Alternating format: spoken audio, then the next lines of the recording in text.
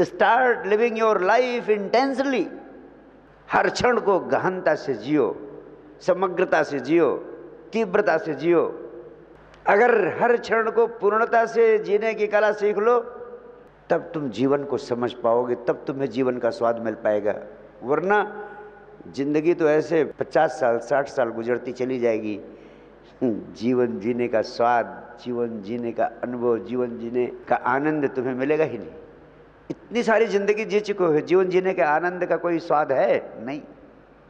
अरे तुम जो भी कर रहे हो, आकाश के तारों को देख रहे हो, प्रेम से किसी का हाथ अपने हाथों में लिए हो, प्रेम से किसी की तरफ निहार रहे हो, किसी मित्र से मिले हो, जीवन का कोई महत्वपूर्ण कार्य कर रहे हो, जो भी कर रहे हो, पता नहीं दोबारा उस कृत्य को करने का अवसर मिले अथवा ना मिले।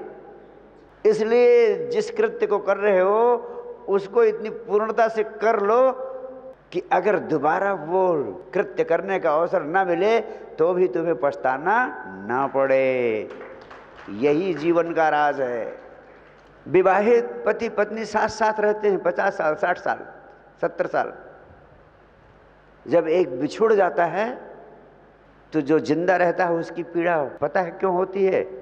उसको सिर्फ इसी बात की पीड़ा होती है कि जब उसकी जीवन संगिनी जिंदा थी तब वो जी भर के कभी प्यार नहीं कर पाया, और अभी वो जिंदा है, तुम्हारे साथ है, तो उसके होने का महत्व, उसके होने की महिमा, उसके होने की गरिमा, उसके होने का आनंद वो तुम्हारे जीवन का स्वाद नहीं बन पाया है। उसको अपने जीवन का स्वाद बन जाने दो। अगर वो स्वाद बन गई तो उसी क्षण तुम उससे मुक्त हो जाओगे। जो व्यक्ति परिपूर्णता से जीवन को जीता है वह हर पल मुक्ति में जीता है। मुक्ति कहीं मरने के बाद नहीं है, ना कोई सिद्धि करने के बाद है।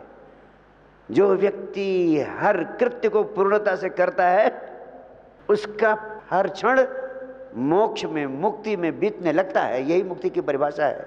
पता नहीं दोबारा ये घटना हो। अभी हम आप मिले हैं यहाँ, अब इतनी पूर्णता से मुझे पी लो, आत्मसात कर लो। जैसे मैं पूरे प्राण उड़ेल दे रहा हूँ, रोए रोए से मैं आपके भीतर प्रवेश कर जाना चाहता हूँ, ऐसे ही मुझे आत्मसात करने का भाव तुम्हारे प्राणों में जग जाए तो 24 घंटे मैं तुमसे अलग हो ही नहीं पाऊंगा। मैं कितना भी भागूं, भाग भी नहीं पाऊंगा।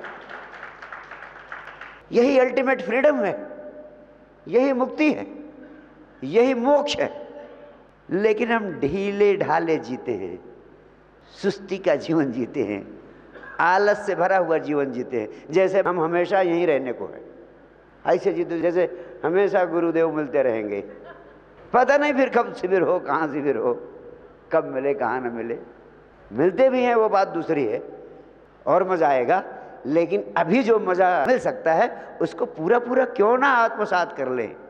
ये है जीवन को तीव्रता से जीने का अर्थ, ये है जीवन को पूर्ण त्वरा के साथ जीने का अर्थ। इस पृथ्वी के सभी संबुद्धों ने एक महत्वपूर्ण संदेश दिया कि तू जीवन को पूरा पूरा जियो, ऐसे जियो जैसे ये क्षण ही सब कुछ है, इस क्षण के बाहर कुछ भी नहीं है। प्रामाणिकता से जियो, हर क्षण को जीवंत बना लो। ये तभी संभव है जब जो कुछ सोचो, जो कुछ कहो, जो कुछ भाव करो उसमें तुम्हारे प्राण आ जाए। लेकिन अभी जो तुम कहते हो वो सिर्फ शब्दों से कहते हो, उसमें तुम्हारा प्राण नहीं होता। तुम सारे लोग कहते हो आई लव यू, पति पत्नी से निरंतर बोल रहा आई लव यू, पत्नी पति से निरंतर बोल रही आई लव यू, लेकिन दोनों ग्रामोफोन के रिकॉर्ड जैसे हैं। वाई? आपके प्रेम में प्राण नहीं है, आपकी श्रद्धा में प्राण नहीं है। श्रद्धा भी मरी मराई। श्रद्धा तो प्रेम का गहनतम रूप है, गहरा से गहरा रूप। श्रद्धा भी आपकी ऐसी है कि जरा सा कुछ इधर उधर हो जाए तो डगमगा जाती है, क्योंकि उसमें प्राण होते ही नहीं। आपका हंसना भी शाब्दिक है, शब्दों से हंसते, हंसो पूरे प्राणों से। रोना भी तुम्हारा, जब रोना हो तो पूरा पूरा रोना हो जाए, पूरा पूरा रोना हो जाए, तभी तुम्हारे प्राणों में हंसने की कला पैदा हो सकती है। हंसने की शक्ति आ सकती है, वरना आ ही नहीं सकती। इसीलिए मैं कहता हूँ तुम्हें सद्गुरु हंसना भी सिखाता है, रोना भी सिखाता है, प्रेम करना भी सिखाता है, श्रद्धा करना भी सिखाता है। और मैं तो कुछ सिखाता ही नहीं हूँ, मैं तो सिर्फ तुम्हें महासूत्र देता हूँ। तुम जो भी करो अपने प्राण उसमें उड़ेल दो, तुम्हें जीवन का स्वाद मिल जाएगा, तुम्हें पता चल जाएगा कि जीवन क्या है। और जैसे पता चलेगा जीवन क्या है, आपको पता चल जाएगा आत्मा क्या है, परमात्मा क्या है। आत्मा का स्वाद ही परमात्मा का स्वाद है। क्षण में हो जाना ही परम आनंद को पा लेना है। इस अस्तित्व में कुछ भी असंभव नहीं है। लेकिन आदमी सिर्फ इसीलिए नहीं प्राप्त कर पाता है क्योंकि उसको पाने के पीछे अपने प्राण डालता ही नहीं है। तुम्हारा सब कुछ औपचारिक है, पूरा का पूरा जीवन औपचारिक है। ये औपचारिकता तुम करते हो दूसरे को धोखा देने के लिए। लेकिन पृथ्वी के संबद्धों ने कहा दूसरों को धोखा देने की औपचारिकता करते करते अंततः तुम स्वयं को धोखा देने लगते हो। इसका तुम्हें पता ही नहीं चलता है, बहुत बाद में पता चलता है जब जिंदगी चली जाती है। तुम जीवन से वंचित हो जाते हो इस औपचारिकता के जीवन के कारण। एक बड़ा प्रीतिकर संस्मरण मुझे याद आता है महात्मा गांधी जी के जीवन का। जब महात्मा गांधी अपने जीवन के अंतिम चरण में वृद्धावस्था में चल रहे थे, उन्हें एक नया प्रयोग करने का विचार आया। सात्विकता की, ब्रह्मचर्य की साधना कर रहे थे और उन्होंने कहा मैं पूरी तरह देख लेना चाहता हूँ कि मेरा ब्रह्मचर्य सध रहा है अथवा सध नहीं रहा है। तो एक प्रयोग करना चाहते थे कि कुछ नग्न युवतियों के साथ मैं रात्रि शयन करूं, उनके साथ रात में बिस्तर पर सोऊं, तो रात भर के अनुभव में मुझे पता चल सकेगा कि मेरा ब्रह्मचर्य सध रहा है अथवा सध नहीं रहा है। लेकिन ये बड़ा साहसी काम था, बड़े साहस की ज़रूरत थी इस काम को करने के लिए। इसलिए उन्होंने अपने समय के जो सबसे सम्मानित लोग थे, प्रसिद्ध लोग थे, राष्ट्रीय अंतर्राष्ट्रीय स्तर की जिनकी ख्याति थी, ऐसे 20 महापुरुषों को उन्होंने पत्र लिखे कि वह इस प्रकार का प्रयोग करना चाहते हैं, क्या आप इसकी अनुमति देते हैं, इसकी सहमति देते हैं, आप राजी हैं मेरे इस प्रयोग करने से? कोई जग हंसाई तो नहीं होगी? अगर आप सहमत हो तो हम इस प्रयोग को करना चाहते हैं। अपने 20 वेलविशर्स को उन्होंने पत्र लिखे और कहते हैं, गांधी जी ने अपने संस्मरणों में लिखा है कि सबके उत्तर मुझे प्राप्त हुए, 20 के 20 महापुरुषों के उत्तर प्राप्त हुए। उसमें से 19 लोगों का उत्तर सबका एक जैसा ही था। उन्होंने लिखा, आप इतने बड़े महात्मा हैं, आपने कौन कौन सा व्रत नहीं साधा, आप संयम की प्रतिमूर्ति हैं, आपने अपने संयम से असंभव को भी संभव कर दिया है, आपके अनुशासन की कोई तुलना नहीं है, आप ऋषियों के ऋषि कहे जा सकते हैं। लेकिन फिर लेकिन लगा के अंत में लिखते थे कि ये प्रयोग करना ठीक नहीं होगा।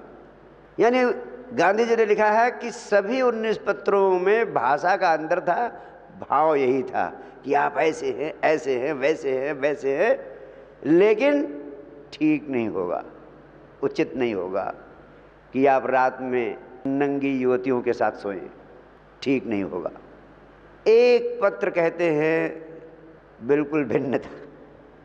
वो पत्र जे.बी. कृपलानी जी ने लिखा था। जे.बी. कृपलानी ने लिखा, महात्मा जी आप मुझसे क्या पूछते हैं? अगर आपको मैं नग्न युवतियों के साथ सोता हुआ देख लूं, संभोग करता हुआ भी देख लूं, तो भी मुझे आप पर शक नहीं हो सकता। अपनी आंखों पर शक हो सकता है, आप पर शक नहीं हो सकता है। आप निश्चिंत होकर इस प्रयोग को करें। आप मुझसे क्या पूछते? जे.बी. कृपलानी के पत्र को पढ़कर गांधी जी ने दिखाया कि मेरी आंखें आंसू से डबडबा गई।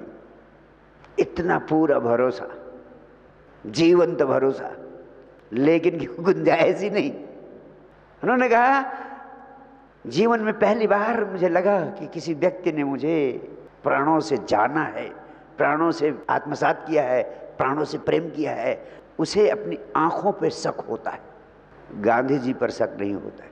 और तुम्हें सिर्फ अपने पे शक नहीं होता है, परमात्मा तक पे शक हो जाता है कि तूने क्या दुर्दशा कर दी हमारे जीवन की।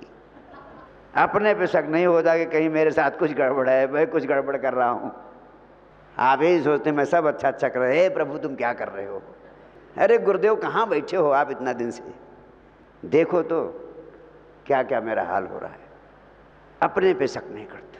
तो जीवन को पूरे प्राणों से जीने की कला का अभ्यास करें। आपके हंसने में, आपके रोने में, आपके भोजन करने में, आपके मैत्री भाव में, आपके प्रेम करने में, आपके देखने में आप अपने पूरे प्राण उड़ेल दें।